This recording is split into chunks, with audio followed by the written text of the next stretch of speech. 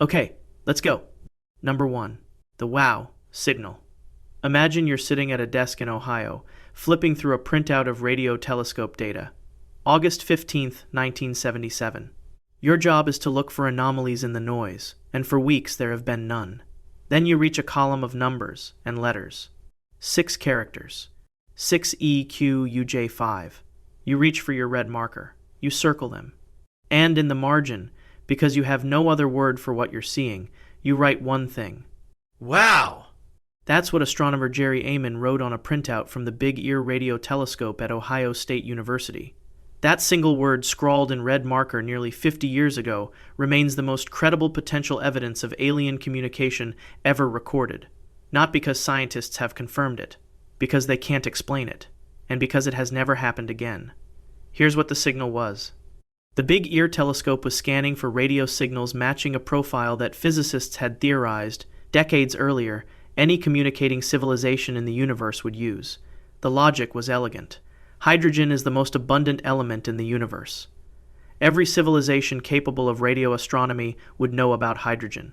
Its electron spin-flip transition emits radiation at a frequency of 1420.405 MHz. If you wanted to broadcast to the universe, you'd broadcast there.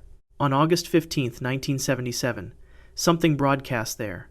The signal lasted exactly 72 seconds, the maximum window the Big Ear could observe a single point before Earth's rotation carried it out of range.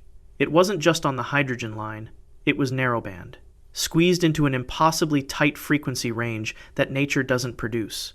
Natural sources broadcast broadly. This signal was focused. It peaked at 30 times the strength of background space noise, then vanished. 6 characteristics of the expected alien transmission profile were simultaneously present. 6 out of 6. No natural phenomenon has ever produced all 6 at once. Amon checked the data. He checked the telescope. He found nothing wrong. Thousands of follow-up observations followed over the next decade. Arecibo, the Very Large Array, dozens of telescopes aimed at the same patch of sky in Sagittarius. The signal never repeated, not once. In 2016, astronomer Antonio Paris proposed a natural explanation in the Journal of the Washington Academy of Sciences. A hydrogen cloud surrounding a pair of comets could have produced the signal. The mainstream treated it as a resolution. But it wasn't. Comets don't produce narrowband signals. A hydrogen cloud broadcasts broadly, spread across a wide frequency range. The WOW signal was precisely the opposite, and Paris couldn't demonstrate the 2 comets were even in the right position. The peer review of his methodology was damaging. No explanation has ever fully satisfied the data. The signal matches the predicted signature of alien communication with a precision that still haunts the field. And the thing about 72 seconds is this. It was exactly as long as the telescope's window allowed, as if whatever sent it knew the window precisely. Why did it arrive once and never again? Did something transmit and move on? Why the exact frequency we told ourselves to listen for? And if it was natural, why has nothing like it been detected in the 47 years since? From a signal that lasted 72 seconds and has never been explained, we move to something that has been transmitting for decades, and that scientists named after the possibility they were afraid to rule out. Number 2. The Little Green Men signal. In 1967, a Cambridge graduate student named Jocelyn Bell Burnell noticed a blip in her radio telescope data. It repeated every 1.3373 seconds. Exactly. She thought it was interference of faulty cable, a local broadcast bouncing off the ionosphere. She checked. It wasn't. She moved to a different part of the sky. The blip followed the stars, not the Earth. It was coming from space. It repeated every 1.3373 seconds. Every single time. Bell Burnell and her supervisor Anthony Hewish logged it under the designation LGM1. Little Green Men 1. It wasn't a joke. It was the most honest name they could give something pulsing with the regularity of a beacon. Nothing in astrophysics at the time explained a natural object that precise. The regularity matched an atomic clock. And in 1967, that kind of precision only came from technology. The explanation that emerged was a rotating neutron star, the collapsed remnant of a massive stellar explosion, spinning and firing a beam of electromagnetic radiation like a lighthouse. Every rotation, the beam sweeps past Earth, once every 1.3373 seconds. The scientific community named these pulsars.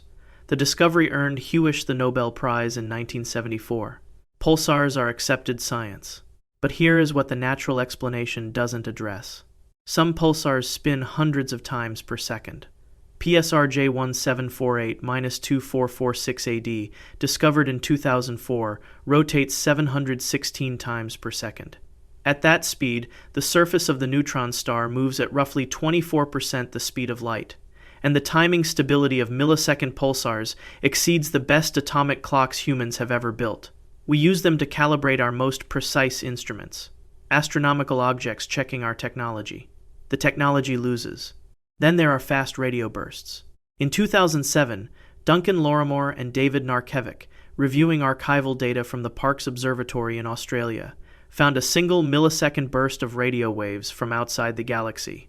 A flash so brief and powerful it implied a catastrophic event billions of light years away. More bursts were found. Then repeating bursts. Then a burst repeating on a precise 16.35-day cycle. Something in the universe is keeping a schedule. In 2017, Harvard astronomer Avi Loeb, chair of Harvard's astronomy department, over 800 published papers, co-authored a study in the astrophysical journal Letters. His proposal: fast radio bursts could be leakage from alien propulsion systems, specifically from light sails. Enormous reflective sheets pushed by focused beams of microwave radiation from a home civilization. The energy required matched the energy of observed fast radio bursts. The numbers fit. The paper passed peer review. The leading mainstream explanation for fast radio bursts is magnators highly magnetized neutron stars releasing sudden flares. It probably accounts for many of them. It doesn't explain bursts that repeat on fixed cycles. Magnetar flares don't keep schedules. Propulsion systems might. We named it LGM-1. We gave it that name because the scientists who found it couldn't immediately rule out what it was. That should mean something. Why do millisecond pulsars maintain timing stability that beats our best technology? What keeps a fast radio burst on a 16.35-day cycle, if not a constructed system? And why did the first repeating signal we isolated from deep space behave exactly like a beacon? From signals that might be transmissions, we moved to something physical, something you can photograph. Something that entered our solar system in 2017 and accelerated away without any visible means of propulsion. Number 3. Oumuamua. On October 19, 2017, a telescope atop Hailakala volcano in Hawaii detected something moving too fast to be from our solar system. Already leaving. Moving at 196,000 miles per hour relative to the Sun, on a hyperbolic trajectory, the mathematical signature of something that came from somewhere else. The Pan-STARRS team named it Oumuamua, a Hawaiian word meaning roughly scout or first messenger from afar. It was the first confirmed interstellar object ever detected passing through our solar system. And then it started accelerating. Not because it was falling toward the Sun, it was moving away. Not because of gas jets, the Spitzer Space Telescope searched for outgassing and found nothing. No coma, no dust trail, no chemical emissions. Something was pushing it. The acceleration was measured, confirmed by multiple telescopes, published in Nature in 2018 by Marco Micheli and 18 colleagues. Real, confirmed. Source unknown. The shape was equally strange. Light curve data implied an extreme aspect ratio, elongated and narrow, perhaps 10 times longer than wide, or alternatively flat like a tumbling disk. Neither shape appears in known solar system bodies. Both appear in science fiction depictions of spacecraft. That coincidence is uncomfortable. The mainstream moved to explain the acceleration. In 2020, Seligman and Laughlin proposed a hydrogen iceberg, a chunk of frozen molecular hydrogen sublimating invisibly, providing thrust. Problem: molecular hydrogen icebergs have never been observed anywhere in the universe. In 2021, Jackson and Desch proposed a nitrogen ice fragment broken off a Pluto-like body orbiting another star. More credible, but requiring several assumed conditions stacked on top of each other, an apparent body that was never detected. Avi Loeb and Shmuel Beely published in the Astrophysical Journal Letters in 2018. Their finding: the acceleration is consistent with solar radiation pressure acting on an extremely thin, flat object, a light sail, fraction of a millimeter thick, hundreds of square yards of surface area. Loeb followed this with his 2021 book, arguing Oumuamua was artificial technology active, derelict, or something in between. He was the former chair of Harvard's astronomy department, with over 800 published papers. He said, plainly, the behavior was consistent with something manufactured. The thing that most troubles astronomers is not the acceleration. It's the absence. Every comet leaves a trail. Every natural volatile object produces chemical signatures. Oumuamua left nothing. The most observed interstellar object in history returned almost no chemical data about what it was made of. Just silence. It also arrived from the direction of the solar apex, the point in space our solar system is moving toward as it drifts through the galaxy. If you wanted to place an object in the path of our solar system, you'd place it there. By the time we noticed it, it was leaving. We never got close enough for a proper reading. It is gone now, somewhere between us and the stars. Why did it accelerate without any visible propulsion? Why that shape, unlike anything naturally observed? And why did it arrive from exactly the direction our solar system is heading, as if something knew where to wait? From the first confirmed interstellar visitor, we turn to something that has orbited Saturn for billions of years, but that looks like it shouldn't exist. Number 4. Iapetus, Saturn's two-faced moon. In 1671, Giovanni Cassini noticed that one of Saturn's moons kept disappearing. On one side of its orbit, he could see it clearly. On the other, it vanished, as if swallowed. He eventually understood why. One hemisphere was bright white, reflecting sunlight. The other was almost perfectly black, absorbing it. He named the moon Iapetus, after the titan who gave fire to humanity. He seemed to sense something about it didn't fit. In 2004, NASA Cassini spacecraft flew close enough to see the equator. There was a mountain range there, running along the equator with near-perfect geometric precision for over 800 miles. Peaks reaching 12 miles above the surface, more than twice the height of Mount Everest. Nothing else in the solar system looks like it. Let that register. A ridge following the equator. Not wandering, not approximating following it. With the kind of precision that, on a printed map with no labels, you would assume was a drawn line rather than a geological feature. The equatorial ridge of Iapetus is one of the most geometrically improbable natural features ever observed on any body anywhere in the solar system. The mainstream explanation for the dark and light coloring is reasonable. As Iapetus sweeps through space, its leading hemisphere collects dust from other moons in Saturn's outer rings, darkening over billions of years. The trailing hemisphere, mostly water ice, stays bright. That works. It doesn't touch the ridge. For the ridge, the leading explanation is that Iapetus once spun faster, bulged at the equator due to centrifugal force, then slowed down as Saturn's tidal forces locked its rotation. The equatorial bulge was preserved as the ridge as the surface froze in place. An alternative theory, proposed by astronomer John Deebs and Seth Sigurdson in 2015, suggests a collapsed ring or subsatellite deposited material along the equatorial line, published in Icarus, but neither fully accounts for the precision. Tidal slowing produces a gradual, distributed flattening, not a sharp, discrete ridge hundreds of miles long with clearly defined peaks. The ring collapse theory requires the ring to have been in a perfect equatorial plane and to have impacted in an extraordinarily uniform way across 800 miles. The Cassini flybys in 2004 and 2007 confirmed the ridge was even more geometrically exact than early observations suggested. Closer inspection made it more anomalous, not less. Arthur C. Clarke chose Iapetus deliberately. In his 1968 novel 2001, A Space Odyssey, the alien monolith that reshapes human history is found on Iapetus. Clarke was not a mystic, he was a scientist and engineer who helped develop satellite communication. He chose Iapetus from first principles, reading the astronomical literature, because the geometry troubled him. He wrote that in the author's notes. This was 1968, before close-up images existed. The Cassini photographs of the ridge are now among the most haunting images in the history of planetary science. Long shadows, sharp peaks, ruler-straight alignment. Scientists are still debating what built it. No consensus has been reached. Why does the ridge follow the equator with such precision? What natural process produces a straight mountain range 800 miles long? And why did a science fiction writer, working from first principles before we had close-up images, decide this was the most plausible place in the solar system to find something artificial? From a moon wearing a geometrically perfect belt, We move deeper into the outer solar system, where 6 distant objects are moving in a pattern that a 1 in 14,000 chance cannot explain. Number 5. Planet 9, the Hidden Architect. In January 2016, 2 Caltech astronomers ran the orbital numbers on 6 objects in the Kuiper Belt, the distant ring of frozen bodies beyond Neptune, billions of miles from the Sun. All 6 shared the same orbital clustering, their elliptical paths aligned toward the same region of space. The probability of that happening by chance, 1 in 14,000. Konstantin Batygin and Mike Brown published the finding in the Astronomical Journal and called a press conference. They had not found a new planet.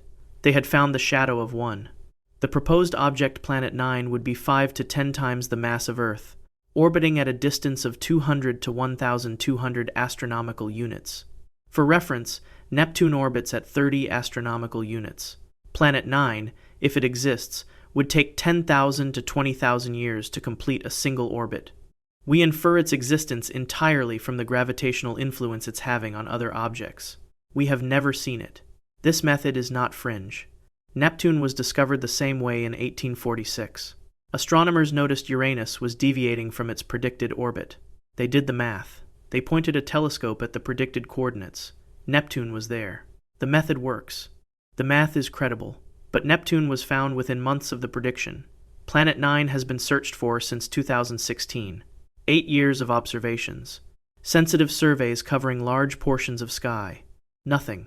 There are reasonable explanations for that. The object may lie in an unfinished survey region. It may be darker than expected. It may be partially obscured by the plane of our galaxy. All plausible. None verifiable yet. In 2019, physicists Jacob Scholz and James Unwin published in Physical Review Letters a proposal that sits differently. Planet 9, they argued, might not be a planet at all. It might be a primordial black hole, a relic of the very early universe, compressed to an object the size of a bowling ball, carrying the mass of 5 Earths, entirely invisible except for its gravitational signature. Hawking radiation from such an object would be undetectable with current instruments. We would never see it. We would only ever feel it.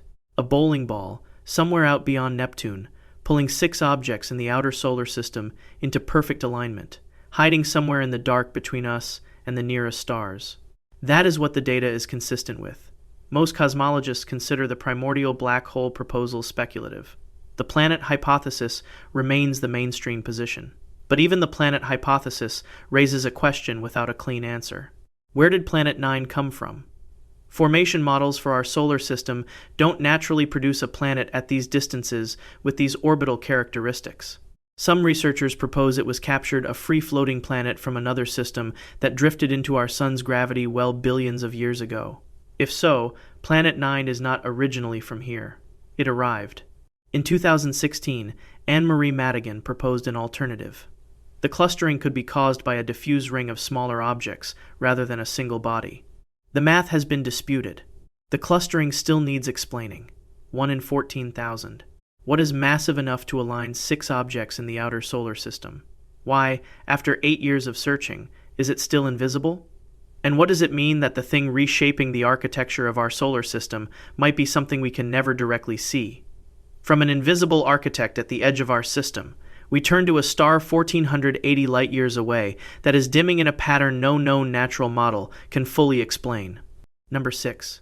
Tabby's star. In 2015, citizen scientists combing through data from NASA Kepler telescope kept flagging the same star.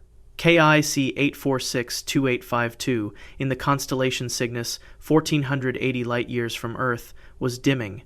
Not the way a planet dims a star when Jupiter transits our sun. It blocks about 1% of the light. This star was dimming by up to 22%. Irregularly. The dips didn't repeat on a schedule. The shapes weren't symmetrical. No 2 events looked the same. Astronomer Tabitha Boyajian led the analysis. The star became known as Tabby's star. Her team published their findings in 2016 in the monthly notices of the Royal Astronomical Society. They considered every natural explanation they could construct. A comet swarm, instrumental error, dust from a planetary collision, stellar variability. None of them fully fit. The shapes of the dips were too complex. The depths were too extreme. Penn State astronomer Jason Wright was part of the same research effort. In the same paper, he formally noted that the dimming pattern was consistent with a Dyson swarm, a network of megastructures in orbit around the star, built to capture its energy. Not a rigid shell enclosing the entire star, but a cloud of orbiting collectors of varying sizes and shapes. If you were building one, components at different orbital distances and different scales would block varying amounts of light. No two transits would look the same. The star would dim irregularly. This was not a blog post. This passed peer review. It appeared in one of the field's most respected journals. The alien megastructure hypothesis was formally proposed by a university professor in a peer-reviewed paper because the data left room for it. In 2016, Louisiana State astronomer Bradley Schaefer analyzed historical photographic plates going back to the 1890s. Tabby's star had been dimming slowly for over a century, not just the sharp Kepler dips, but a long, gradual trend. Dust clouds from a planetary collision don't last 100 years. Comet swarms don't produce a century of secular dimming. Something growing adding components, blocking more light over decades might. Some researchers challenged Schaefer's analysis. The debate was serious. It remains open. The leading natural explanation today is an uneven cloud of dust, possibly from a disrupted body orbiting between us and the star. This is the consensus direction. Dust around stars is common, but the 22% figure stands. A dust cloud blocking 22% of a star's light is not a wisp. It is a massive structure. And dust dissipates pushed outward by radiation pressure. For it to still be there, something must be continuously replenishing it. What is being destroyed? Where is all this material coming from? Networks of amateur and professional observatories continue to monitor the star in real time, waiting for dips they can catch across multiple wavelengths simultaneously. Every new event tells us something. None of them have told us enough. The star continues to dim year by year. What blocks 22% of a star's light in a pattern no natural model fully explains? Why has it been dimming for over a century? And why does the signature that resists explanation most strongly look exactly like what you'd expect from something enormous being built? From a star that dims in ways science can't fully resolve, we turn to our own spacecraft and a subtle deviation in their trajectories that took 30 years to explain, or almost explain. Number 7. The Pioneer Anomaly. In 1972, NASA launched Pioneer 10, a spacecraft carrying a gold-plated plaque, a map to Earth, and a message to whatever might find it. Pioneer 11 followed in 1973. Both sent on escape trajectories out of the solar system, past Neptune, into the dark between us and the stars. We tracked them with extraordinary precision. We knew their velocities. We knew what every known gravitational body would do to them. We knew exactly where they would be. By the time they reached the outer solar system, something was wrong. Both probes had drifted pulled back slightly toward the sun by an anomalous force. The value was tiny. 8.74 times 10 to the negative 10 meters per second squared. In the precision tracking of deep space probes, that's significant. The anomaly was identical in both spacecraft, consistent across decades of data. John Anderson and his team at NASA Jet Propulsion Laboratory published the analysis in Physical Review Letters in 1998. They had no explanation. For 10 years, the Pioneer anomaly remained open. Serious physicists paid attention. Papers proposed modifications to Newton's gravitational laws. Others suggested unmodeled forces or dark matter distributions. Some saw it as a window into new physics, the kind of small, persistent anomaly that precedes breakthroughs. In 2012, Slava Tarashev and a JPL team published a resolution in Physical Review Letters. The cause was thermal recoil pressure heat radiating asymmetrically from the spacecraft's own nuclear power sources, producing a tiny consistent push back toward the sun. The mainstream accepted this. Case considered closed. But here is what the Pioneer anomaly revealed, even after the resolution. We tracked deep space objects using physics models derived almost entirely from observations within our inner solar system. When those models produced a discrepancy, it persisted for a decade before anyone found the cause. And the cause required modeling heat radiation from individual surfaces of a spacecraft launched in 1972, an effect so subtle it took 34 years of flight data to isolate. Our margin of certainty at those distances is narrower than it looks. If a civilization wanted to nudge a probe leaving a solar system, they would apply a tiny, consistent directional force. Not enough to be immediately obvious. exactly enough to deflect over time. Both Pioneer probes were deflected in the same direction. Both showed the same anomaly. The thermal explanation is probably correct, but the 10-year gap detection to explanation is a reminder. What other subtle forces are acting on objects in deep space that we haven't accounted for? What would deliberate nudging look like?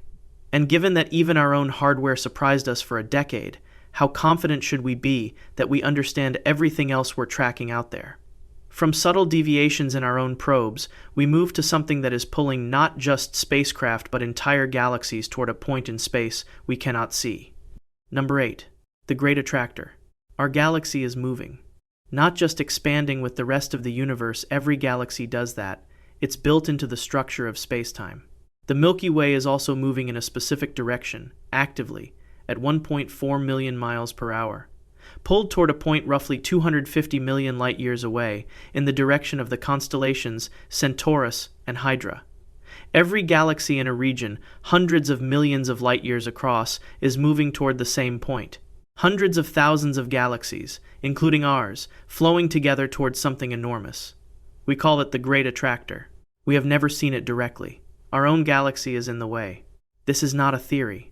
In 1986, astronomer Alan Dressler and 6 colleagues published their analysis of peculiar velocities across 400 nearby galaxies' velocities beyond what the universe's expansion alone produces. The galaxies were being pulled. The paper appeared in the Astrophysical Journal. The Great Attractor was confirmed as a real feature of the large-scale structure of the universe. To move this many galaxies at these speeds requires mass almost impossible to state plainly. Estimates put it at the equivalent of tens of thousands of Milky Way galaxies concentrated in one region. Our galaxy alone contains 100 to 400 billion stars. Multiply that by tens of thousands.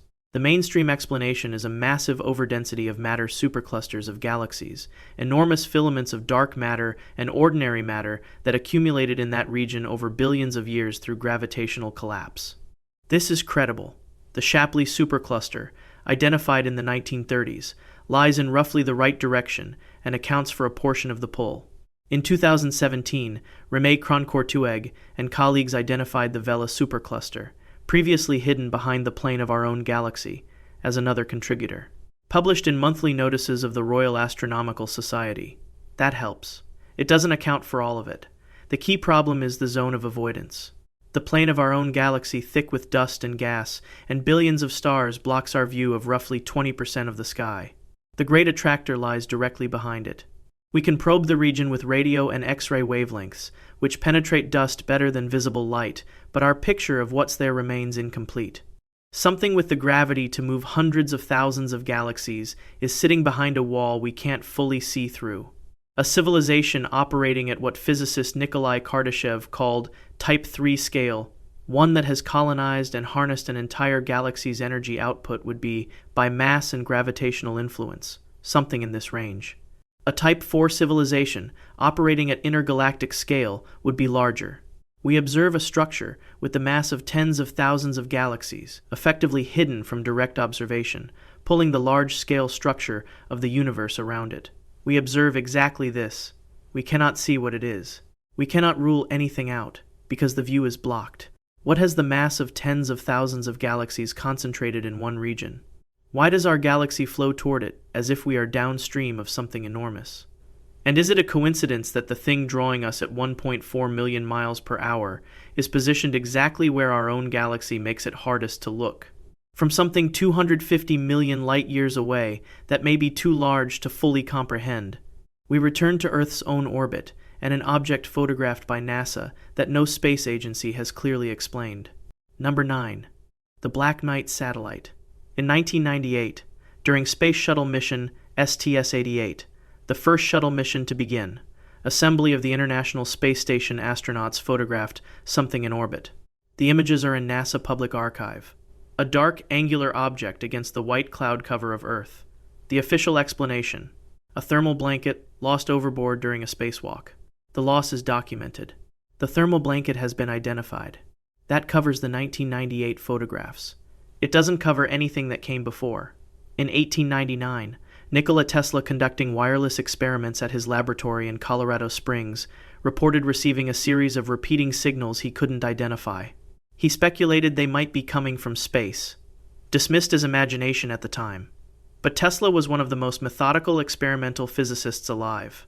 He noted the pattern. He noted the regularity. He wrote it down. In 1954, Donald Keyhoe, former Marine Corps major, not a fringe figure, published claims that the U.S. Air Force was tracking 2 satellites in polar orbit. This was 3 years before Sputnik. No nation on Earth had launched a single satellite. Keyhoe's sources were never disclosed. The Air Force didn't publicly comment. Then 1960. This is the piece that doesn't go away quietly. The U.S. Naval Research Laboratory tracked an unknown object in polar orbit. Polar orbit is the most demanding orbital configuration, requires more energy than equatorial orbit, more precise launch engineering. As of 1960, neither the United States nor the Soviet Union had achieved polar orbit capability. The technology didn't exist in any publicly known program. The object was tracked, documented. No agency claimed it. It was simply there. Astronaut Gordon Cooper, during his 1963 Mercury mission, reported a glowing green object approaching his capsule. Tracking station operators in Oumuamua, Australia, confirmed radar contact with an unknown object. Cooper was an Air Force colonel and one of the original Mercury 7. He reported what he saw. The records from Oumuamua were never released publicly.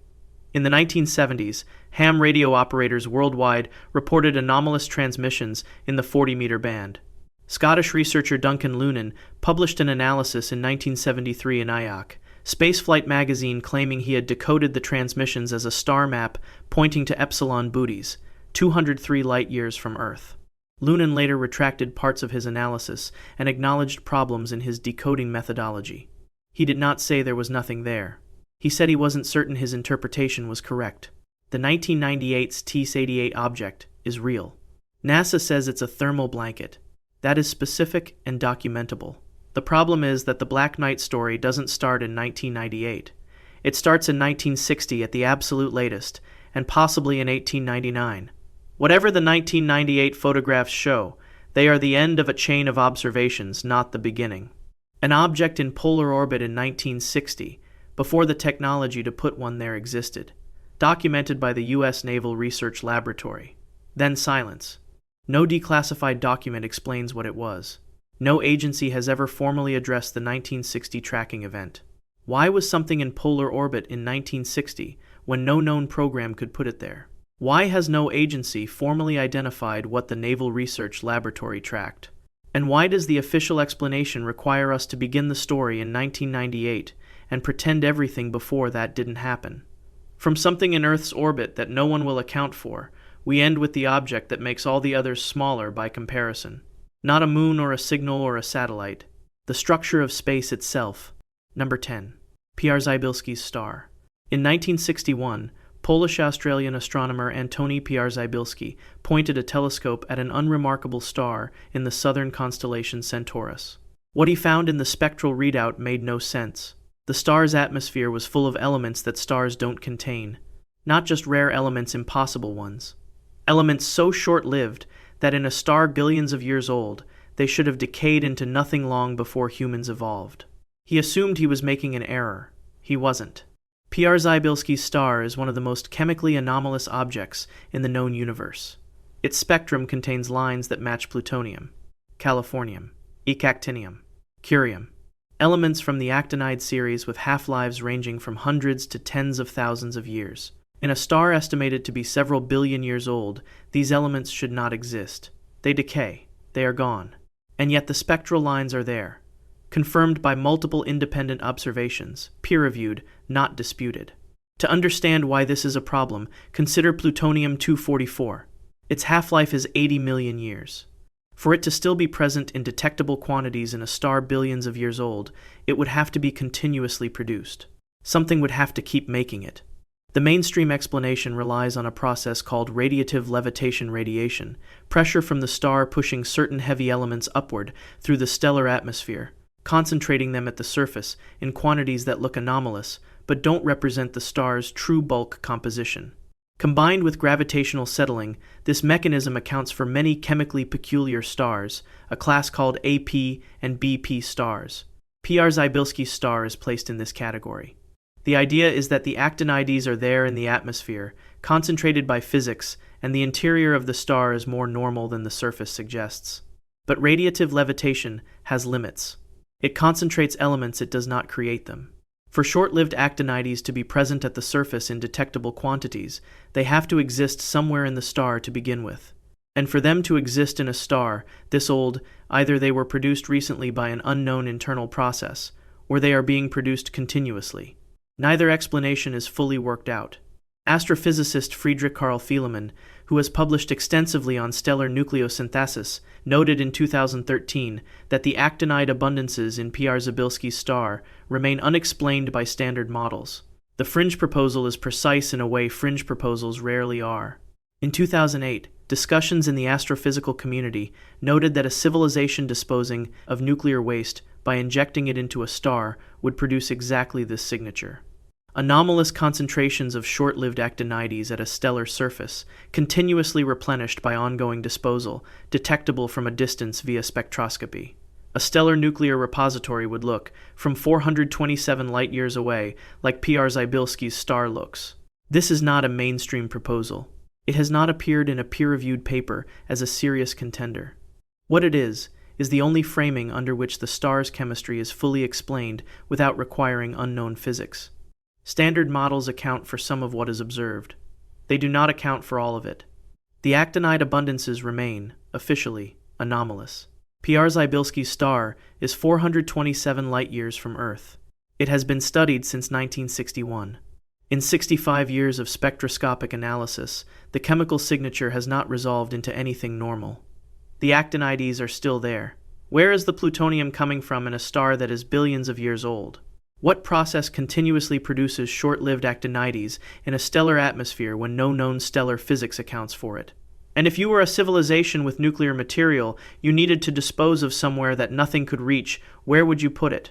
From a radio signal that was heard for 72 seconds and never explained, to a star 427 light-years away that contains elements it has no right to enter.